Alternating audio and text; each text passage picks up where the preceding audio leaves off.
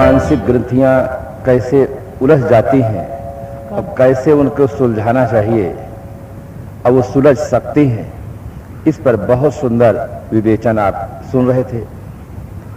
सत्संग से यही तो लाभ मिलता है, हमारे देखने की दृष्टि और सोचने की दिशा सही हो जाती है।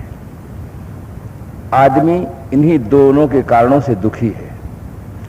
आज आदमी के पास धन है, पद है, परिवार है, बाहर से देखें तो सब कुछ उसे मिला हुआ है, किंतु देखने की दृष्टि और सोचने की दिशा जब सही नहीं होती है तो आदमी को सुख नहीं मिलता है, आदमी को भीतर शांत नहीं मिलती है।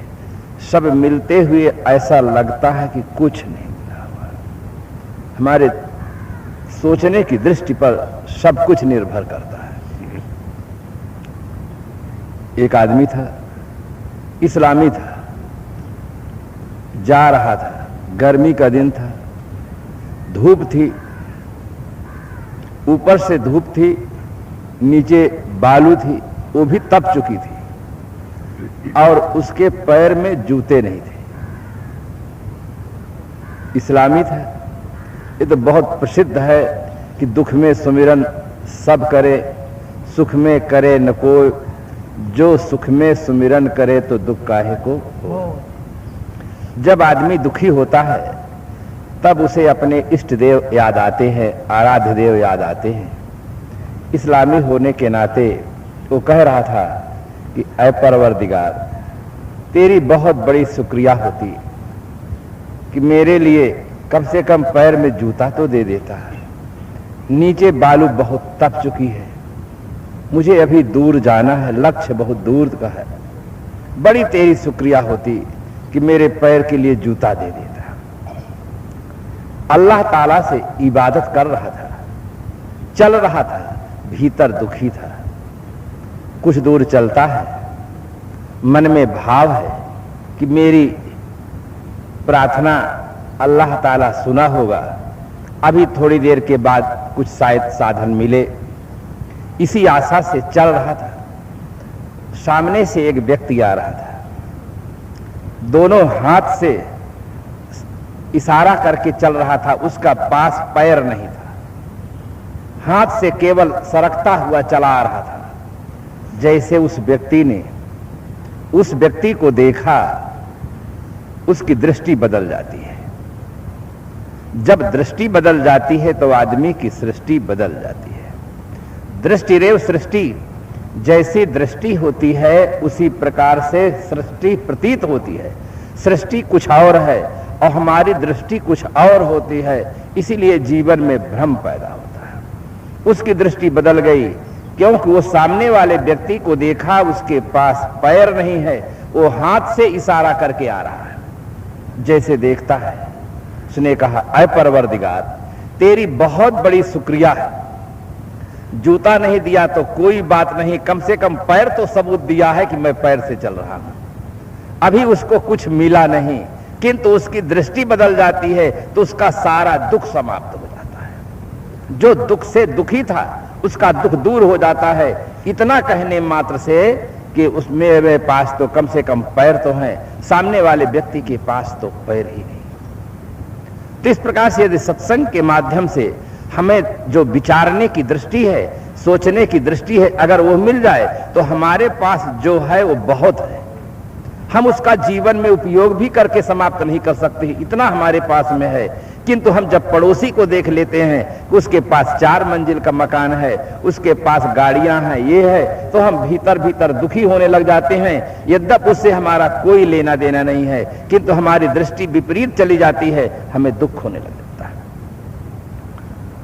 अगर हमारे कोई संतान नहीं है और हम संतान वालों को देख लिए तो हमें ऐसा भीतर भीतर कचोटने लग जाता है, क्या संसार में हम ही एक निर्वंशी हैं, भगवान हमारे लिए कंजूसी किया है, भगवान हमें नहीं दे सकता है, उसको दुख हो जाता है। दूसरे पहलू से भी देखो, कितने लोग ऐसे हैं जो पुत्र के लिए बहुत दुखी है, सब कुछ करने के लिए तैयार हैं, यानी सारी संपत्ति देने के लिए तैयार है, और जो कुछ ज्योतिषी, पंडित, साधु, महात्मा जो कुछ कहें वो सब करने के लिए तैयार हैं, पुत्र के लिए परेशान है। और कितने आदमी ऐसे हैं कि पुत्र से परेशान है, पुत्र से परेशान है। उनका पुत्र उन्हें हरदम सेंट्रल जेल की हवा खिलाता रहता है।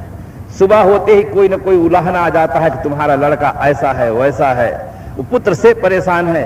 कोई एक पुत्र चाहता है कि हमें हो जाए, और कोई अपने सभी पुत्रों को छोड़कर संन्यास ले लेता है, पुत्र को छोड़ देता है और संन्यास ले लेता है। कोई पत्नी के लिए परेशान है, कोई पत्नी से परेशान है कि झंझट से हम कैसे छूट जाए। ये संसार में दृष्टि अपनी अपनी है। जब हमें देखने की दृष्टि मिल जाती है और सोचने की हमारी दिशा सही हो जाती है तो दुख वास्तव में सुख बन जाता है। ये दुख में से सुख बनाने की कला है। आपको कुछ मिला नहीं है, केवल आपकी दृष्टि बदल जाती है। बस आपकी दृष्टि बदल जाती है, जो दुख में वृत्ति होती है वो सुख में अनुभव करने लगता है। आप बीमार हैं, हॉस्पिटल में गए हुए हैं और डॉक्टर साहब से बात कर रहे हैं, आपको बहुत दुख अनुभव हो रहा है कि हॉस्पिटल में ऐसे भी व्यक्ति को देख रहे हैं जो रात दिन कराह रहे हैं, कोई सुनने वाला नहीं, कुछ नहीं है। आपकी दृष्टि शांत हो जाती है कि हमारे पास तो बहुत दुख नहीं है, सामान्य दर्द है, वो ठीक हो जाएगा। तो इस प्रकार से आप अपनी दृष्टि में परिवर्तन करें, और जैसे दृष्टि में परिवर्तन होगा, सोचने की दिशा में परिवर्तन होगा, हमारा दुख दूर हो जाएगा। दुख हमारा बनाया हुआ है, दुख कोई घटना में नहीं है। अगर घटना में होता तो आप पेपर पढ़ते हैं, रेडियो सुनते हैं, रोज सैकड़ों आदमी मर जाते हैं। किसी का एक्सीडेंट होता है, किसी का कुछ होता है, आदमी मर जाता है, किंतु हम कहां रोते हैं? जहां भीतर से अपनापन है, जिसके प्रति मोह है, अपनापन है, अगर उनके जीवन में कुछ होता है तो दुख होता है।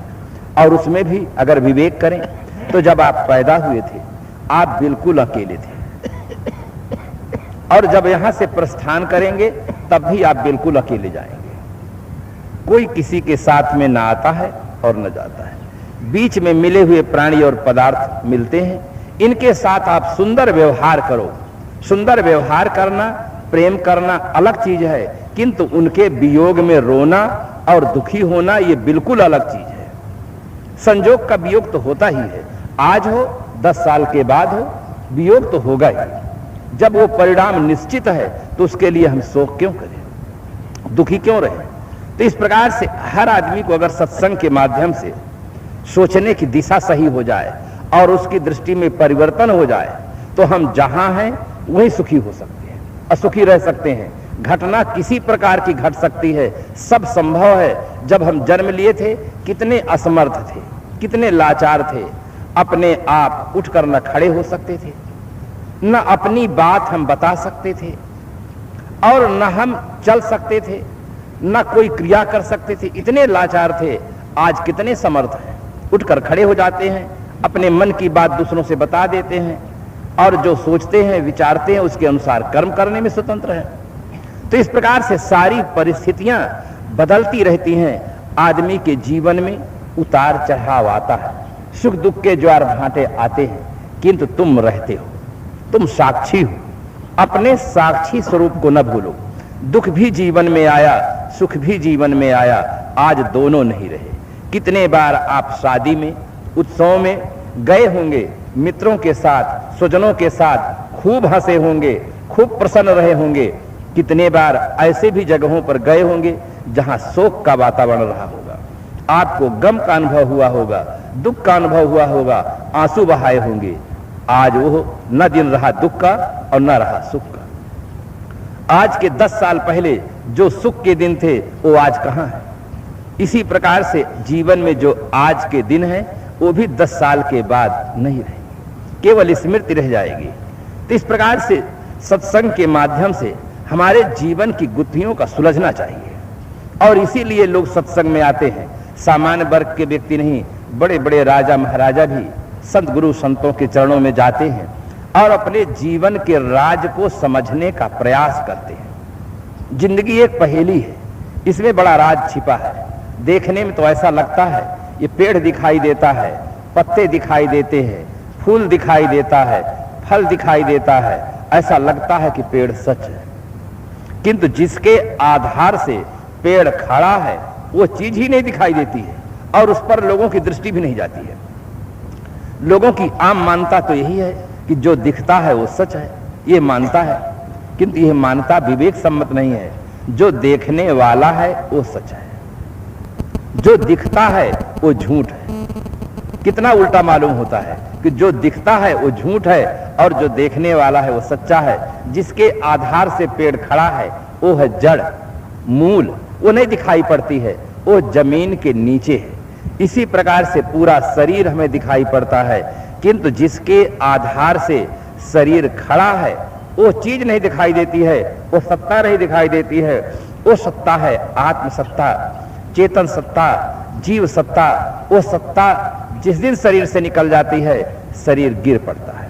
चाहे आदमी खड़ा हो तो गिर जाएगा, बैठा हो तो गिर पड़ेगा। जिसकी सत्ता से शरीर सुंदर सा प्रतीत होता है, सत्य सा प्रतीत होता है, उस सत्ता को समझने के लिए ही सत्संग में सबको आना पड़ता है। चाहे जो भी व्यक्ति हो, अगर जिस व्यक्ति को अपने जीवन के राज को समझना होगा कि जीवन है क्या चीज, उसे सत्संग में आना होगा, गुरु दरबार में आना होगा और समझना होगा। समझने में आप स्वतंत्र हैं, आप ना समझें ये आपकी आजादी है, समझें ये आपका कर्तव्य है, ये भी आपकी आजादी है। किंतु नहीं समझेंगे तो जीवन बर्बाद हो जाएगा।